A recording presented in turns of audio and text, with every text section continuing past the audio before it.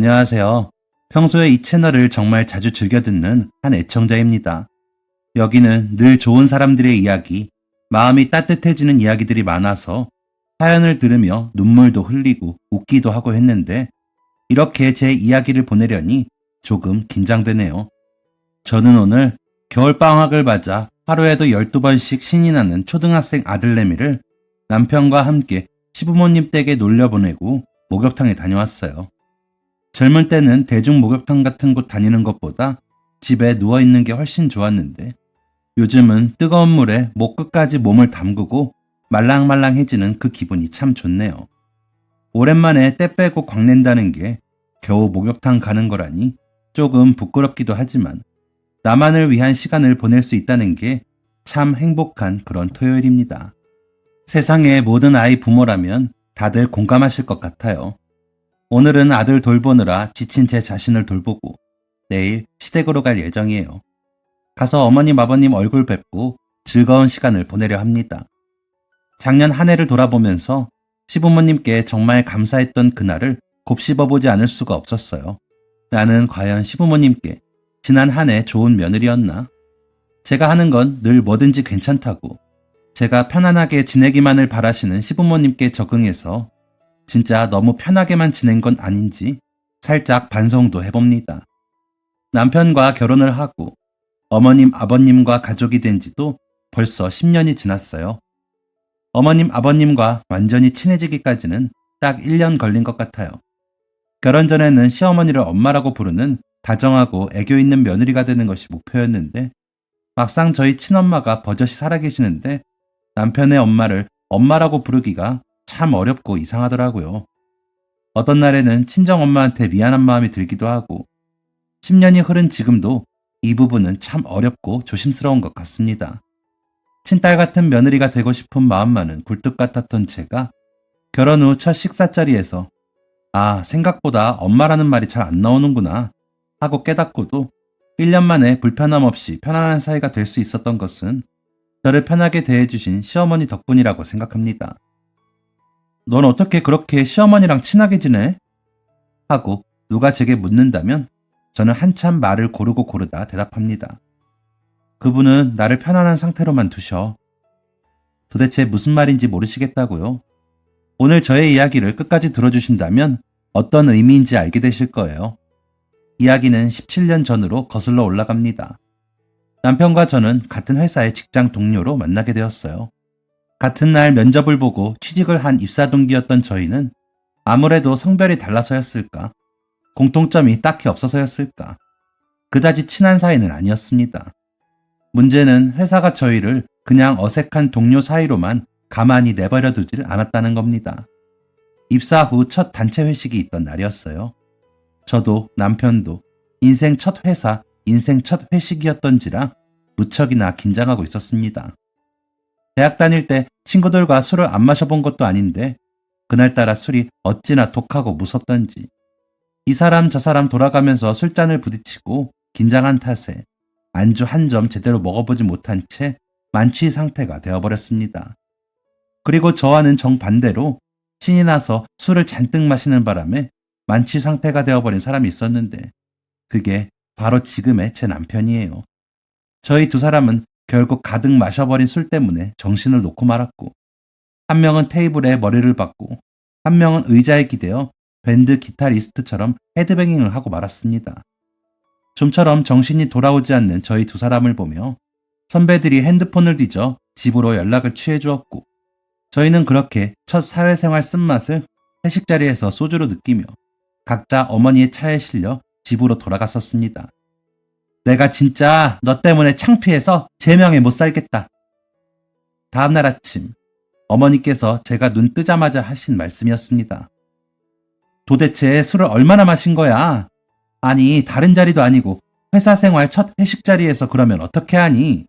정신 똑바로 차릴 생각은 안 하고 다른 사람들은 다 멀쩡하던데 왜 너하고 그 사람하고 둘만 해롱이가 된 거야? 엄마, 나 집에 어떻게 왔어? 어떡해. 내가 정말 창피해서. 너 오늘 회사는 어떻게 갈래? 응? 어제 엄마 가게 문 닫고 집에 가서 씻고 밥 좀 먹으려는데 갑자기 너한테 전화가 오더라. 받았더니 모르는 목소리야. 죄송하다고, 신입이 많이 취했다고. 주소받고 너한테 가는 길 내내 어찌나 걱정되고 무섭던지. 어휴, 기집애야. 다음부터는 정신 차릴 수 있을 만큼만 마셔. 미안해, 엄마. 나 진짜 이렇게 술 못 마시진 않았는데. 어제 너무 긴장해서 그랬나 봐. 다른 사람들은 다 멀쩡했어? 그래, 멀쩡하지. 그때 시간이 10시도 안 됐었는데. 그래도 너하고 한 놈 더 있더라. 남자던데. 그 사람도 집에서 엄마가 데리러 왔더라고. 그 집 엄마하고 눈 마주치고 얼마나 부끄러웠는지. 너 진짜 2번 다시는 이런 일 없게 해라. 너 그러다가 회사 사람들한테 미움받아. 술 마시려면 적당히 자기 몸을 가눌 수 있을 정도로만 마셔야지. 저는 그날 이후부터 저희 남편과 함께 알스, 알코올 쓰레기라는 별명으로 놀림을 받게 되었습니다. 제가 알스 넘버원, 남편은 알스 넘버2로 불렸어요. 그런 웃지 못할 에피소드로 인해 저희 두 사람은 가까워지게 되었고, 회식을 할 때마다 사람들이 붙여 앉혀두고 끼리끼리 둘이서만 대작하라고 해대는 통에 직장 동료 그 이상으로까지 발전하게 되었습니다. 늘 긴장해야 하고 어려운 것 투성이인 첫 직장에서 마음 편히 같은 걱정거리를 나눌 수 있다는 사람이 있다는 것은 제게 정말 큰 의지가 되었어요. 남편도 그때 제가 있어서 참 마음이 놓였다고 해요. 실수를 해도 같이 해줄 사람이 있어서 든든했다나요? 참나, 하하. 무튼 그렇게 사무적인 가면 뒤에 진짜 얼굴을 알게 되니 참 좋은 사람인 것 같더라고요. 회사에서 직장 동료가 아니라 다른 사이로 만났더라면 저희 사이가 발전하지 못했을지도 모르겠습니다. 그만큼 그때 서로가 서로에게 의지하는 마음이 정말 컸었답니다. 연인으로 발전했지만 회사에도 부모님께도 속 시원히 말씀드리지 못했습니다. 의도치 않은 비밀 연애였어요. 회사에는 그렇다 치고 왜 부모님께도 말씀을 드리지 못했냐고요? 민혁아, 미안한데 난 아직 부모님한테도 말씀을 못 드렸어. 괜찮아. 나도 아직 말씀 못 드렸어, 사실. 혹시 너희 어머니께서도 그날 우리 그렇게 실려간 것 아직 기억하셔? 응, 기억하시지. 며칠 전에도 살짝 이야기 나왔었는데 하영이 너 얘기하시더라. 내 얘기? 뭐라고 하셨어? 그때 같이 기절한 여자 직원은 토를 한바탕 해서 머리카락에 다 묻었더라고. 아직 직장 잘 다니느냐고. 그냥 걱정하시듯이 말씀하시긴 했는데 아직 차마 그 여자가 제 여자친구가 됐다고는 말씀을 못 드리겠더라고. 미안해. 괜찮아. 나도 마찬가지인데 뭘. 얼른 2분 기억 속에서 그날 우리 모습이 지워져야 할 텐데. 결국 저희 두 사람은 1년이 지나자마자 회사를 그만두게 되었고, 회사를 그만두고 나서야 각자 부모님께 서로의 정체를 밝히게 되었습니다. 그리고 저희 걱정과는 달리 2분은 비슷한 말씀을 하시며 반겨주셨어요. 진짜 그 사람하고 너하고 좋아하게 됐단 말이야? 이게 무슨 영화 같은 이야기야. 드라마에나 나오는 이야기네. 그 아가는 너처럼 술 못 마시는 남자가 무슨 매력이 있어 빠졌다니. 인연이라는 게 참 신기하다, 신기해. 저희 두 사람도 저희의 인연이 참 신기했습니다. 그로부터 6년이라는 시간을 연인으로 함께하다 마침내 결혼에 꼴이 나게 되었으니까요. 긴 시간 연애를 하면서 이런저런 일로 다투기는 했어도 한 번도 크게 싸운 적은 없었었는데 결혼하기 전 남편의 부모님과 처음 식사 자리를 가졌던 날 크게 싸우게 된 일이 있었습니다. 우선 그날 고깃집에서 식사를 했는데 고기를 어머니께서 구우시더라고요. 저는 그 고기를 받아먹기만 하는 남편의 모습에 너무 놀랐습니다. 어머니께서는 굽는 족족 제 앞접시로 고기를 놔주시고 남편은 굽는 족족 엄마 좀 드시라는 말도 없이 자기 입으로만 고기를 갖다 넣더라고요. 어머님, 어머님도 드세요. 지금 따뜻하고 부드럽고 고기가 맛있어요. 응, 하영아, 고마워. 나도 먹고 있어. 너 많이 먹어. 고맙다. 처음 뵌 날이라 어색하고 불편한데도 꾹 참고 제가 먼저 말씀을 건네도 남편은 눈도 깜짝 안 하고 저희 대화를 듣고 있는 건지 먹기에만 바쁘더라고요. 평소에 이렇게 식욕이 강한 사람도 아니었는데 그날따라 왜 이렇게 먹기만 하는 사람으로 보이던지. 솔직히 어머니께서만 고기를 굽고 계시는 것에 제가 마음이 불편하다는 이유 하나만으로 제가 구울게요 하고 처음부터 이야기하는 사람이 되고 싶지 않았거든요. 그렇게 했다간 다음부터는 당연하게 제가 고기를 굽고 있을 것만 같은 느낌이 들었습니다. 게다가 남편의 처음 보는 행동은 그 하나로 지나지 않았습니다. 식사를 하며 어머님, 아버님께서 주로 대화를 이끌어 가셨는데 저와 남편은 대답만 잘하면 그 자리는 완벽했다고 저는 생각하거든요. 어머님께서 지난 추억이 생각나셨는지 이야기를 꺼내셨습니다. 지난번에 미녀가 왜 기억나지? 엄마 친구 아들 현수, 걔하고 너하고 같은 학원 다녔었잖아. 무슨 좋았던 기억을 하시려는 듯 미소 띤 얼굴로 이야기를 꺼내시기에 저도 궁금해서 귀를 기울이고 듣고 있었습니다. 근데 뭐라고 리액션이나 하다못해 응이라는 대답이라도 나와야 할 남편의 주둥이가 꼭 닫혀있는 것 아니겠어요? 몇 초가 지났는데도 아무런 대답이 없는 남편에게 자동적으로 고개가 돌아갔습니다. 제 시선을 모르는 채 하며 말없이 고기만 먹더라고요. 그 짧은 몇 초가 어찌나 길게 느껴지던지 저 혼자 식은땀을 뻘뻘 흘렸어요.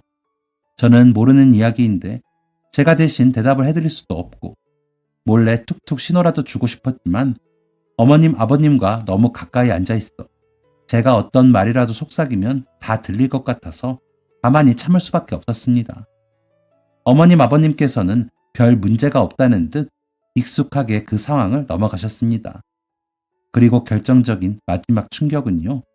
식사가 끝나갈 무렵이었습니다. 아버님께서는 저와 눈을 마주하시며 경제에 대한 이야기를 하셨고 어머님께서는 식사를 계속하고 계셨어요. 그런데 남편이 갑자기 핸드폰을 꺼내서 팔짱을 끼고 SNS를 보는 것 아니겠어요?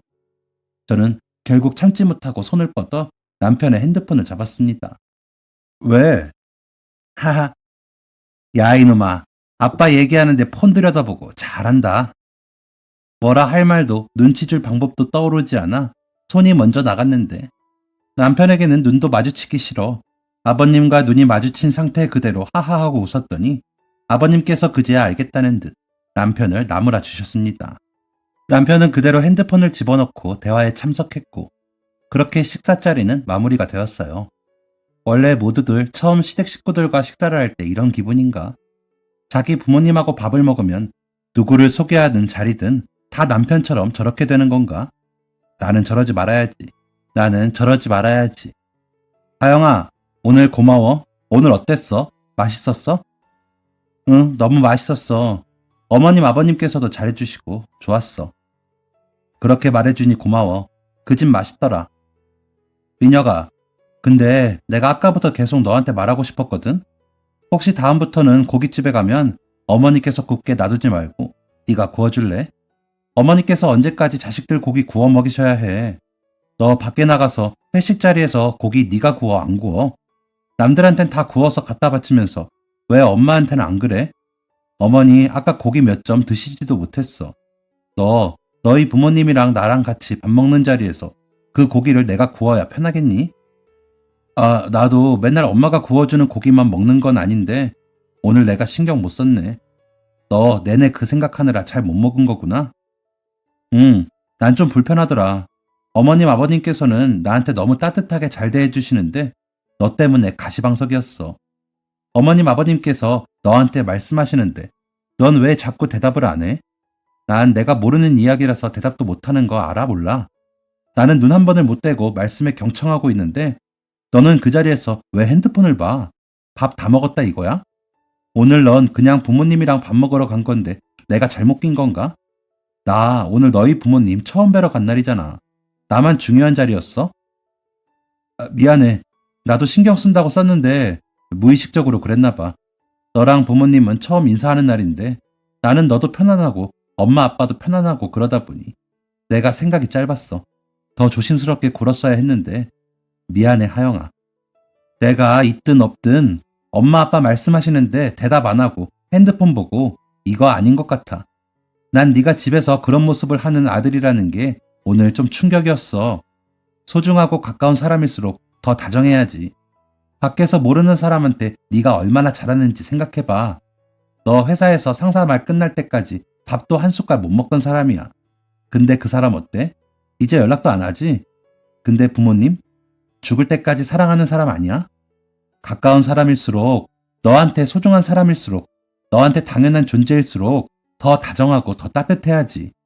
이거 내가 알려주지 않아도 사실 너도 다 알고 있는 사실이잖아. 미안해. 네 말 들으니 내가 그동안 부모님께 얼마나 잘못했는지 알 것 같아. 나 이제 안 그럴게. 그러면 안 된다는 거 알게 해줘서 고마워. 남편은 그날 이후로 부모님께 더 잘해드려야겠다는 마음을 제대로 먹었는지 가족들끼리 밥을 먹을 때마다 고기를 자기가 구웠다는 이야기를 종종 들려주곤 했고 저는 그 모습이 황당하다가도 귀엽기도 했습니다.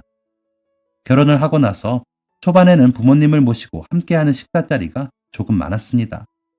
한 달에 2번씩 양가 부모님과 번갈아 식사를 하고 나면 저희만의 주말은 사라져 있었어요. 저희는 누가 먼저 말하진 않았지만 솔직히 좋기도 하면서 좀 피곤하기도 했습니다. 그렇게 계속 반복되는 부모님들과의 식사 자리 도중 어머님께서 저희에게 말씀하셨어요. 하영이, 너가 민혁이한테 엄마 고기 굽게 하지 말고 민혁이 보고 구우라고 했어? 깜짝 놀랐습니다. 저는 돌아가지 않는 눈동자를 허공에 굴려 흘끗 남편을 쳐다보았습니다. 시선을 피할 줄 알았던 남편의 표정도 놀란 기색이 역력했습니다. 그래서 저는 더 놀랐고요. 어떻게 하셨어요, 어머님? 어떻게 알긴. 안 그러던 애가 갑자기 얘가 좋은 모습으로 달라지는데 이유가 있나? 다 네가 일러줬구나 싶었지.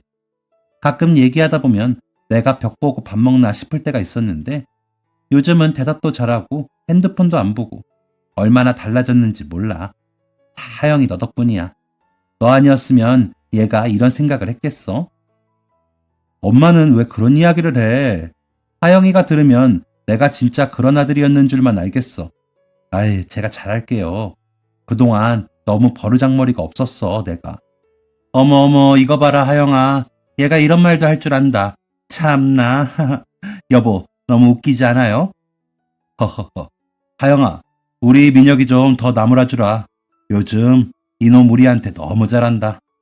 남편은 얼굴이 터질 것처럼 새빨개져서 아니라고만 반복하고 어머님, 아버님, 그리고 저 이렇게 3사람은 남편을 놀리느라 시간 가는 줄 모르고 시간을 보냈습니다.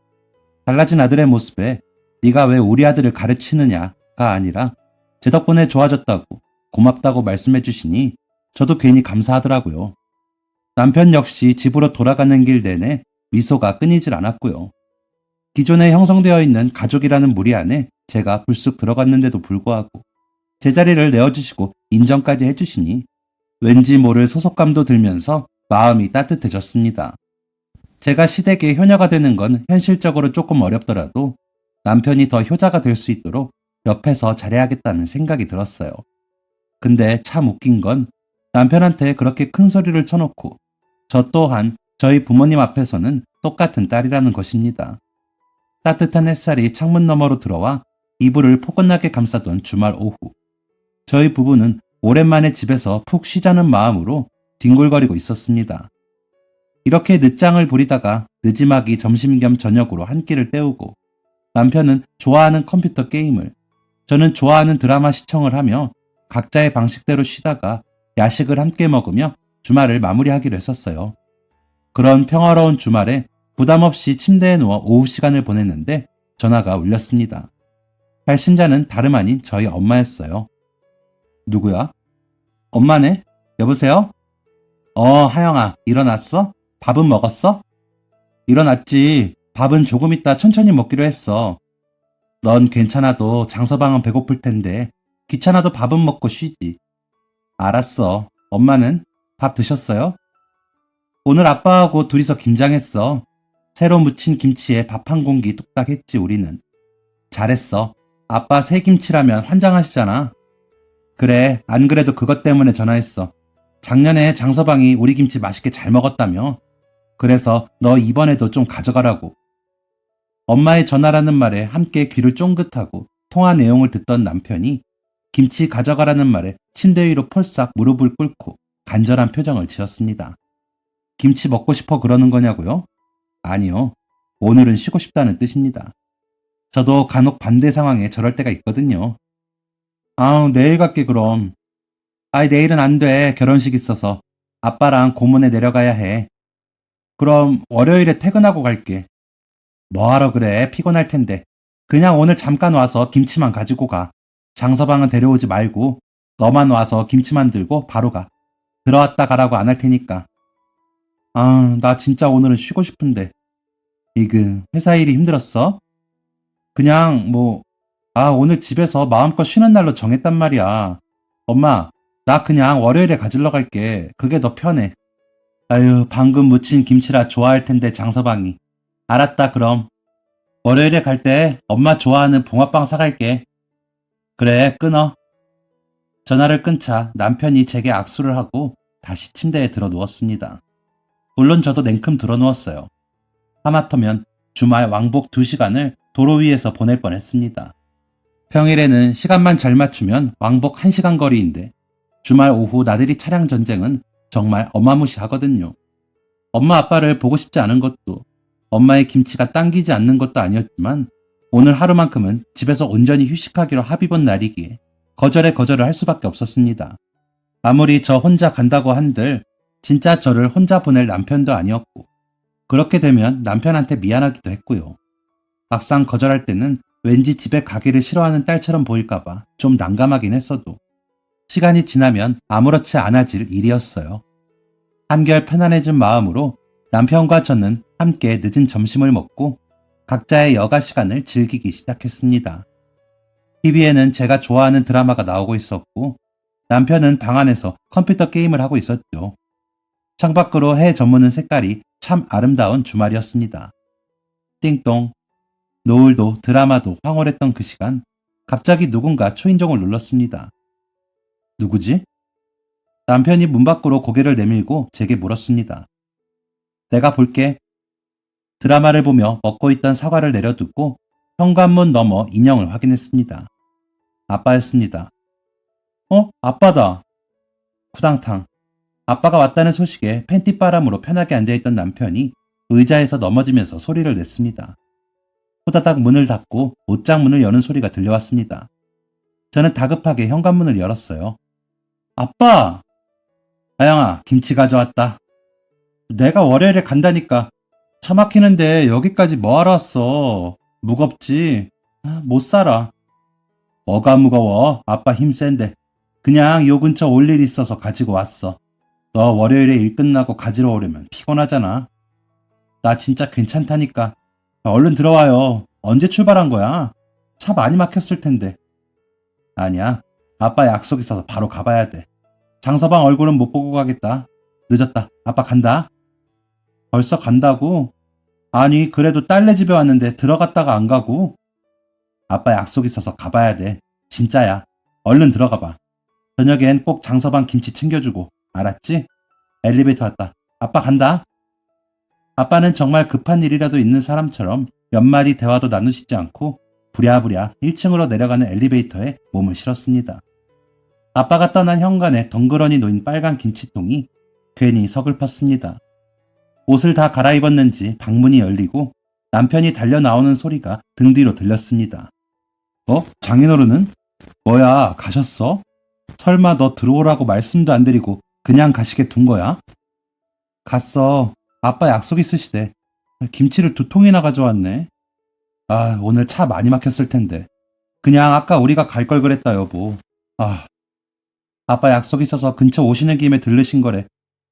내가 월요일에 간다니까. 진짜 말 안 들어, 우리 엄마 아빠.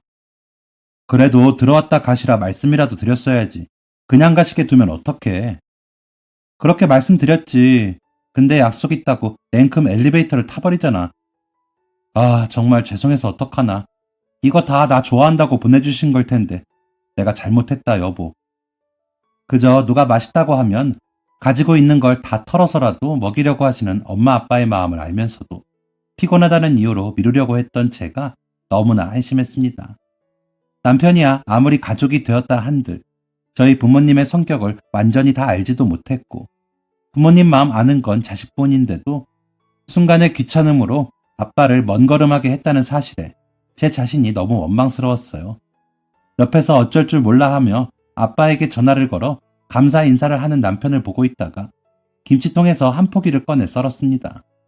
빨갛게 골고루 양념이 묻은 예쁜 배추 한 포기가 가슴 시려 김치를 썰다 말고 눈물을 뚝뚝 흘렸어요. 내가 왜 그랬지? 다급하게 엘리베이터에 올라타던 아빠의 모습이 자꾸만 눈앞에 아른거렸습니다. 여보, 장인어른하고 통화했어. 자꾸 약속 있다고 하시는데 아무래도 우리한테 김치 가져다 주시러 먼 걸음 하신 것 같아. 여보, 울어? 서울에 친척 하나, 친구 한 명 없는 아빠가 황금 같은 주말 오후에 서울에서 약속이 있을 리 만무했습니다. 여보, 내가 할게. 당신 잠깐 앉아있어. 응?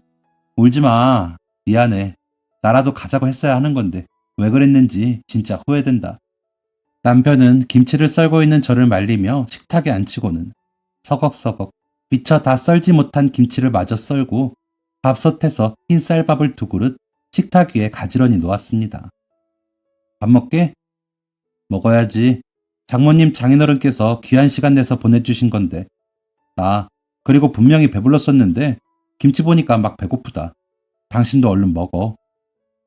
저희 두 사람은 다른 반찬 하나 없이 김치 하나만으로 밥 두 공기를 뚝딱 해치웠습니다. 남편 말대로 분명히 배가 불렀었는데 뜨거운 쌀밥에 갓 양념한 배추김치를 얹어 먹으니 밥도둑이 따로 없더라고요. 남편과 한마디 대화도 없이 묵묵히 김치를 먹고 나니 밖은 벌써 해가 넘어가고 푸른 어둠이 내려앉아 있었어요. 벌써 어두워진 창밖을 보니 지금쯤이면 어디쯤 가고 계실까 싶어서 또 아빠 생각이 났습니다. 남편도 자꾸 아빠 생각이 드는지 차가 안 막혀야 할 텐데 하며 창밖을 바라봤습니다. 먹은 그릇을 설거지하고 나란히 앉은 거실. 남편이 하던 게임도 제가 보던 드라마도 그날은 그렇게 막을 내렸습니다. TV에서는 지난주에 했던 예능이 재방송되고 있었고 저는 엄마한테 카톡을 보내고 있었어요. 그때 남편의 핸드폰으로 전화가 한 통 걸려왔습니다. 여보세요? 응, 엄마. 시어머니께서 전화를 거신 모양이었어요. 저는 버릇처럼 TV 볼륨을 음소거했습니다. 고요한 거실에 남편과 어머님의 목소리만 울렸어요. 저는 귀를 쫑긋하고 마치 함께 통화를 하고 있는 것처럼 집중했습니다. 혹시 제 안부를 여쭈시면 즉각 대답하기 위한 저만의 준비 자세였어요. 방금 먹었어. 장모님 장인어른께서 김장을 하셔서 김치를 가져다 주셔가지고. 응, 밥 두 공기나 뚝딱 했어. 응. 사실 원래 오늘 하영이 보러 가지고 오라고 하셨었는데 오늘 우리가 집에서 푹 쉬고 싶은 마음에 월요일에 가지러 간다고 했었거든. 근데 장인어른께서 이쪽에 약속이 있으셔서 오시는 길에 가지고 오셨대. 응, 응. 남편이 대화를 하다 말고 제 눈을 마주치며 신호를 줬습니다. 저는 목소리를 가다듬고 어머님의 전화를 이어받았어요. 어머님, 식사하셨어요? 응, 그래, 아가. 우리도 방금 막 먹었어. 그나저나 사돈어른께서 먼 걸음 하셔서 어떡하니? 김치 직접 담그는 것만으로도 오늘 하루 고단하셨을 텐데. 자식들 피곤할까봐 직접 가져다 주시기까지 하고. 그래도 오셨는데 집안으로 모시지 그랬어. 네, 어머님. 저희도 그러려고 했는데 아버지께서 약속이 있다고 급히 가셔서요. 미리 연락하고 찾아가면 사위가 부담스러워할까봐 배려하셨나 보다. 그리 급히 가신 걸 보니. 아가, 너도 마음이 얼마나 시리겠니? 나도 일이 먹먹한데. 사돈어른 생각에 마음이 안 좋지? 네, 그냥 제가 가지러 간다고 했으면 됐을 텐데 조금 후회돼요. 아이고, 아가 미안하다. 다시 민혁이 좀 바꿔줄래? 어머님께서는 울먹이는 목소리로 다시 남편을 바꿔달라고 하셨습니다. 핸드폰을 다시 건네받는 남편의 표정이 의아함으로 물들었습니다. 저 또한 어머님께서 울먹이는 목소리에 당황했어요. 희미하게 들려오는 핸드폰 너머 어머님 목소리에 더 귀를 기울일 수밖에 없었습니다. 민혁이, 너 다음부터는 그런 일 있으면 무조건 다녀와라. 엄마가 다 먹먹하다. 자식은 부모 마음 하나만 알지 10가지는 절대 모른다. 우리 집은 안 와도 되니 다음부터 하영이가 친정 가는 거 미안해 하거들랑 네가 먼저 발벗고 나서서 다녀와. 사돈 어르신께서 가게 장사하시는 것만 해도 몸이 10개라도 모자라실 텐데 장모님 김치가 세상에서 제일 맛있다는 너 생각에 김치도 손수 담그셔. 행여 너 불편할까봐 그냥 김치만 두고. 엄마 마음이 너무 먹먹하다. 사돈 어르신도 어쩜 그리 자애로우신지. 그러니까 네가 잘해드려. 하영이한테도 잘하고. 알았니? 핸드폰 너머로 들려오는 어머님의 울먹이는 목소리가 멎어들었습니다. 그리고 제 마음에도 울먹울먹 눈물이 차올랐습니다. 나보다 더 우리 엄마 아빠 마음을 잘 아시는 시어머니의 따뜻한 말씀에 솔직히 조금 감동을 받았어요. 부모의 마음을 자식이 헤아릴 수 없다는 말이 무슨 말인지 알 것 같았습니다. 그날 어머님께서 흘리셨던 조금은 의외였던 그 눈물은 제 가슴속 깊숙이 박혀 영원히 지워지지 않았습니다. 내가 더 잘해야겠다. 우리 엄마 아빠한테도, 그리고 이렇게 마음 써주시는 시부모님께도. 부모님께 잘해드리자는 저희 부부의 다짐은 1년이 지나고 2년이 지나고 3년이 지나도 변함이 없었습니다. 가끔은 평소에 해드리던 것보다 조금 모자라기도 한 날들이 있었지만 남편과 이런 부분에서 마음이 잘 통하니 그것만큼 행복한 결혼 생활은 없더라고요. 남편도 저와 같은 생각인지 부모님에 관한 일이라면 적극적인 모습을 보였습니다. 그 사이 저희 부부에게는 예쁜 아이도 생겼고 아이가 태어나니 가족 간의 애정은 이루 말할 수 없을 정도로 더 끈끈해졌어요. 부모가 되고 나서야 비로소 부모의 마음을 안다고 했던가요? 남편도 저도 서로 굳이 말은 꺼내지 않았지만 같은 생각이었을 겁니다. 정말 부모가 되고 나니 부모님께서 저희한테 베푸시던 그 사랑이 얼마나 위대하고 무한한 것인지 깨닫게 된 것 같아요. 깨닫고 나서도 그 사랑을 갚기엔 늘 부족하고, 그렇게 서로 간의 신뢰와 사랑으로 완전한 가족이 된 지 9년째 되던 해, 행복했던 저희 가족에게 시련이 찾아왔습니다. 어머님께서 편찮으셔서 병원에 입원을 하시게 되었어요. 물론 큰 병은 아니었지만 연세가 있으셔서 저희 부부는 어느 때보다 심각했습니다.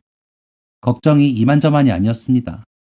둘이서 손 붙잡고 엉엉 울어보기도 하고 주변 인맥을 총동원해 가장 치료를 잘한다는 병원을 수소문하기도 했어요. 그리고 가장 중요한 것은 곁에 함께 있어주는 것이라던 엄마의 말대로 저는 회사에 휴직을 내고 어머님께서 계시는 병원에서 함께 지내기로 했습니다. 물론 시댁에서는 결사반대하셨습니다. 난 정말 괜찮대도 죽을 병도 아닌데 이러지 않아도 된다. 행여 죽을 병에 걸린다 한들 이러지 않아도 되고.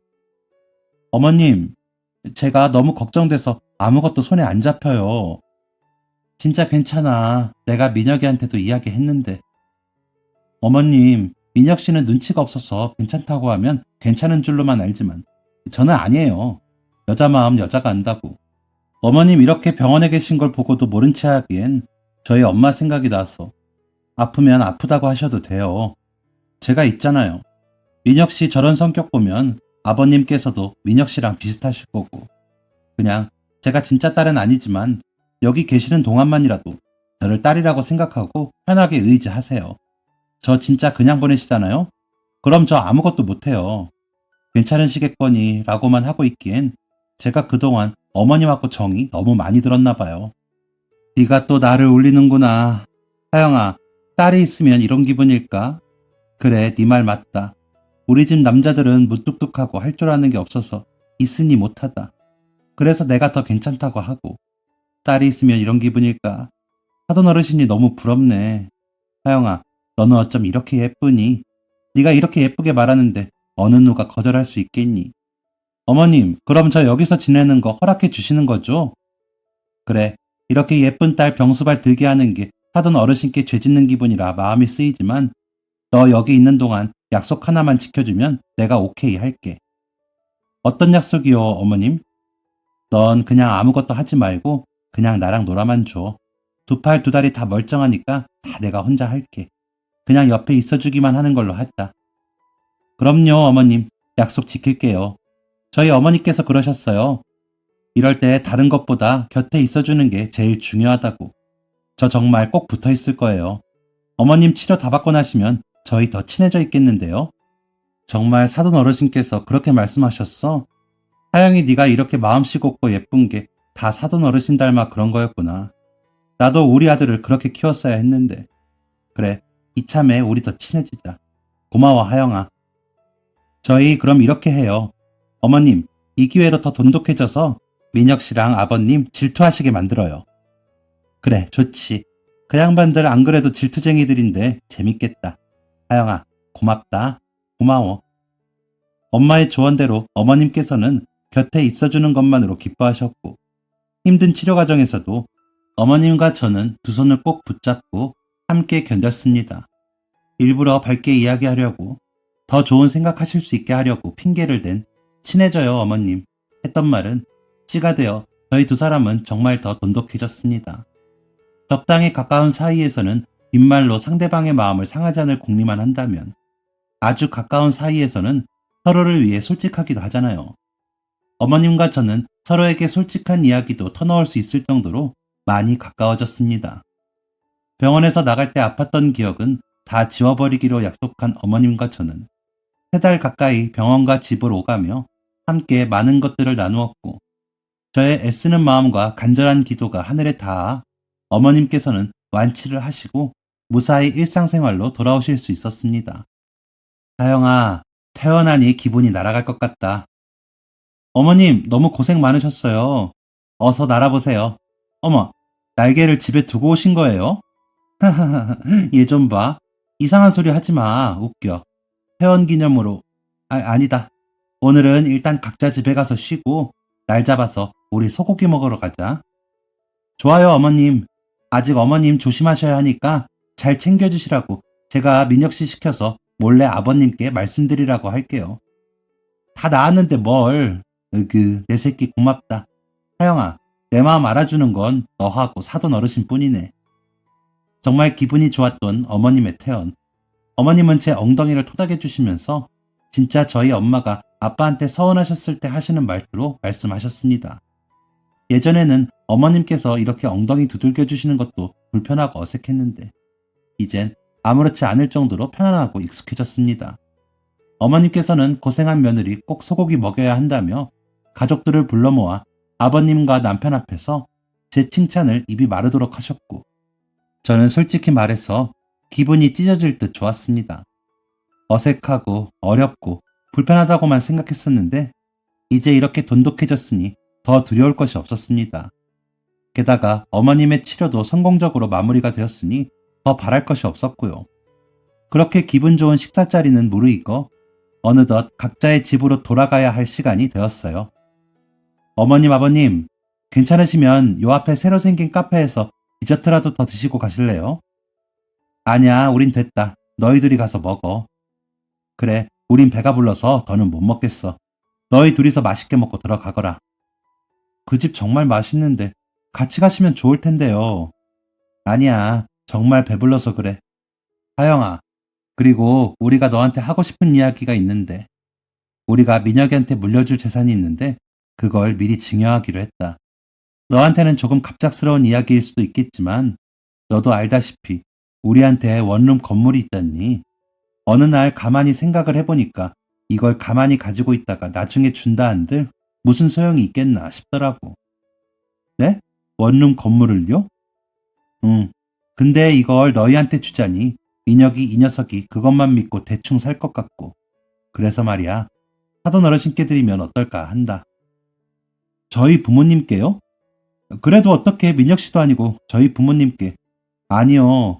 아마 부담스러워 하실 거예요. 저도 그렇고. 여보, 나도 동의한 거야. 내 생각도 같아. 어머님, 아버님 매일 아침 일찍부터 저녁 늦게까지 장사하시느라 고생하고 계시잖아.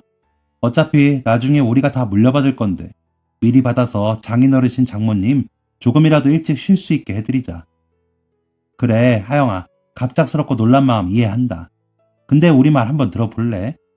사돈 어르신하고 우리하고 연배도 비슷하고 하니 내가 더 잘 알아.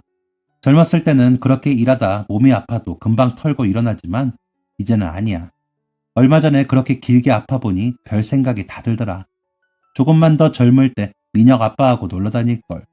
좋은 거 더 보러 다닐 걸 하고 일할 거다 해놓고 나중에 가기에는 우리한테 남은 시간이 그리 길지가 않아. 너도 알잖니.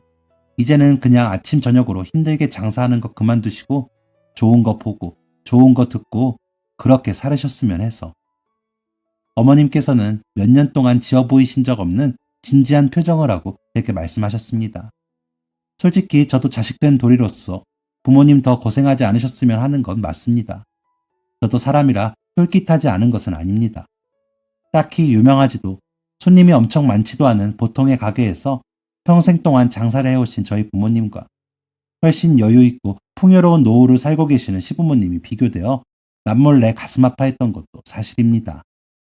친정 부모님 가게 지키느라 좋아하는 꽃놀이도 못 가고 주말 내내 일만 하실 때 어머님께서 코스모스 꽃밭 다녀오셨다며 아버님과 함께 찍은 사진을 제게 보여주시면 그게 어쩜 그렇게 엄마 아빠한테 미안하고 죄송스럽던지 다 제가 못나서 그런 것 같아 속상하기도 했습니다. 하지만 이렇게 좋은 상황 앞에서 이제 더는 우리 엄마 아빠도 안 그래도 되겠다 하는 생각보다 더 먼저 든 생각은 정말 그래도 되나? 그래도 되는 건가? 였습니다. 아마 누구라도 이런 상황에 처하면 가장 먼저 이 생각을 하실 거예요. 저는 섣불리 그러겠다고 대답하지 못했습니다. 그리고 다 이해한다는 듯 저를 기다려 주셨습니다. 놀랐지? 미안하다 아가. 하영아, 그래도 우리 말 무슨 말인지는 알지? 어차피 우리는 민혁이한테 주려고 했던 거였고 민혁이가 받으면 그게 곧 네 것이란다. 그러니까 이렇게 생각하렴. 네 거니까. 네 거니까 부모님 드리는 게 당연하다고 생각하렴. 그러면 마음이 좀 편안하지 않니? 사돈 어르신 너무 고생하셨잖아. 한평생을. 우리도 그 고생 안 해본 게 아닌데도 지금 남은 시간이 한없이 짧다. 널 위해서도 민혁이를 위해서도 아니야. 같은 세대를 살아온 사람이라서. 그리고 우리 하영이를 너무 예쁘게 키워주시고 우리 민혁이를 너무 예뻐해 주시는 마음에 고맙고 감사해서. 그래서 사돈 어르신들을 위해서 결정한 일이야. 그러니 부탁한다. 하영아, 우린 너만 믿는다. 갑작스러운 말씀에 머리가 새하얘졌지만 네, 그러기로 했습니다. 솔직히 너무 감사한 일이고 살면서 이런 일이 일어나지 않을 수도 있었는데 큰 행운이라고 생각이 들었습니다.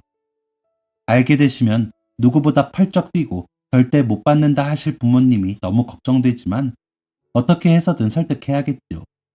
감사하다고 말씀을 드리면서도 어찌나 눈물이 나던지 알겠다고 감사하다고 대답을 하면서 눈물을 한 번. 그런 저를 보며 몰래 눈물을 훔치시는 어머님의 얼굴을 보면서 또 한 번 눈물을 흘렸습니다. 친정 부모님께 말씀드릴 생각에 또 눈물이 납니다. 집으로 돌아와 남편과 또 이야기를 나누었습니다. 어떻게 그런 생각을 했어? 엄마 생각이지 뭐. 난 왜 진작 그 생각을 못했을까? 조금 더 빨리 결정했더라면 더 좋았을 것 같아. 여보, 우리 이제 장모님 장인어른 모시고 놀러도 많이 다니자. 우리 지용이랑 다섯이서. 어머님 아버님도 같이 총 7이지. 그래, 좋다. 설명 잘 드릴 수 있지? 증여세 부분까지 시댁에서 해주시겠다고 하시는 걸 가까스로 설득해서 저희 부모님이 내시는 걸로 이야기를 마치고 집에 돌아와 남편과 머리를 맞대고 밤을 지새웠습니다. 정말 좋은 일인데, 정말 고맙고 감사한 일인데, 앞으로 고생 없이 행복할 일인데, 도저히 부모님께 어떻게 말문을 열어야 할지 참 어려웠습니다. 그렇게 머리를 맞대고 고민한 덕분일까요? 부모님은 깜짝 놀라 거절부터 하시면서도 눈물을 숨기지 못하셨습니다. 안 된다, 안 돼. 그걸 어떻게 받아. 그냥 원래대로 하고 너희가 편히 살아. 어떻게 그걸 우리가 받냐. 하영아, 죄송하다고 전해드려라. 장인어른, 장모님, 부담스러우시겠지만 딱 한 번만 받아주세요. 다 쓰시고 다시 저희 지용이한테 물려주신다는 생각으로 딱 그때까지만요. 장모님, 저는 장모님 김치 오래오래 먹고 싶은데 장모님께서 계속 가게 일 하시느라 힘드시면 제가 어떻게 장모님 김치 계속 먹을 수 있겠어요. 못난 사위라 이런 말씀 드리는 것도 죄송한데 하영이가 저희 어머니 병원에 있을 때 어머니 곁을 지켜준 것도 전부 다 장모님 덕분이라는 것 저희 가족 모두가 다 알고 있습니다. 하영이는 이제 저희 부모님께 없어서는 안 될 예쁨 받는 며느리예요. 무뚝뚝하고 할 줄 아는 것도 없는 못난 사위가 유일하게 해드릴 수 있는 것이니 부디 받아주세요. 한번 받아주시면 용기 내서 더 애교 있고 살가운 사위가 될게요. 네? 엄마 아빠의 완강한 거절에 남편이 평소엔 하지도 않던 소리를 하며 얼굴이 시뻘개져서는 엄마 아빠를 설득하기 시작했습니다. 저는 알고 있어요. 평소에 저런 말 잘 하지도 못하는 사람이 얼마나 간절하면 저렇게 이야기하는지를. 남편의 말에 우느라 정신없던 엄마가 남편 얼굴을 빤히 바라보았습니다.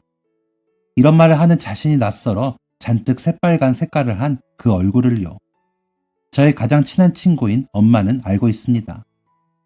얼굴이 괜찮아? 새빨개진 얼굴로 쉴 새 없이 말하던 남편이 괜찮냐는 엄마의 물음에 100m 달리기를 하다 멈춘 사람처럼 잽싸게 숨을 골랐습니다. 의외로 귀여운 모습을 보여준 남편 덕분에 눈물바다였던 저희 집은 웃음바다가 되었습니다. 물론 설득은 그 후로 며칠째 계속되었지만 결국 저희 부모님은 가게를 정리하고 원룸을 받게 되셨답니다. 증여세를 납부하시고 나서 건물 앞에서 사진을 찍고 인증사진, 행복이라며 카톡을 보내온 엄마 아빠가 얼마나 귀여웠는지 모릅니다. 아직도 엄마 아빠는 제게 말씀하십니다. 이렇게 빨리 가게를 정리할 수 있게 될 줄 몰랐다고.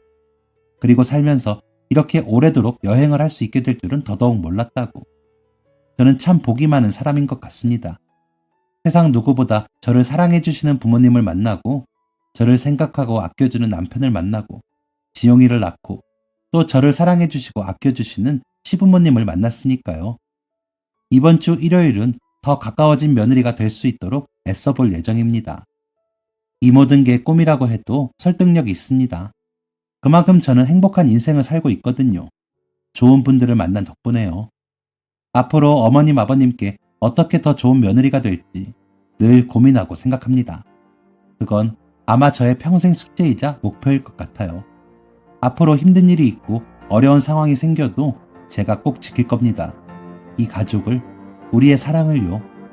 저희 아들도 이렇게 훌륭한 어르신들을 닮아 좋은 사람으로 성장하기를 바라며 글을 쓰다 보니 아들도 남편도 어머님, 아버님도 너무 보고 싶네요.